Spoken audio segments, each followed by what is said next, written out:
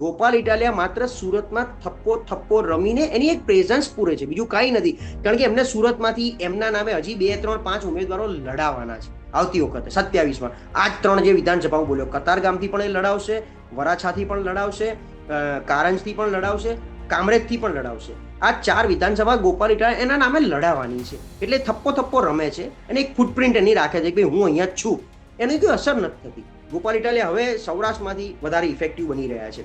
એટલે આ પરિસ્થિતિના હિસાબે 27માંથી 4 સીટ ઉપર આમ આદમી પાર્ટી જે આવ્યું એનું કારણ આ છે કે ભાઈ અરવિંદ કેજરીવાલ, ભગવંત માનની સભા, થોડો ઘણો પૈસો બી તો રેલમ છેલ કરી હશે, એટલે એ બળ થોડું કામ કરી એટલે આ 4 ઉપર જીત્યું છે.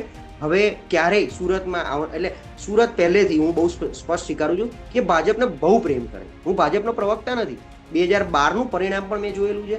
આટલી કપરી પરિસ્થિતિમાં 17નું પણ પરિણામ આપણે જોયેલું છે અને 22નું પણ જોઈ લીધું છે. એટલે સુરત ભાજપને ક્યાંક અંદર ખાને જે પ્રેમ કરતું હોય એ લોકો બીજા કોઈ પાર્ટીને કોઈ બી રીતે સમર્થન નહીં આપે.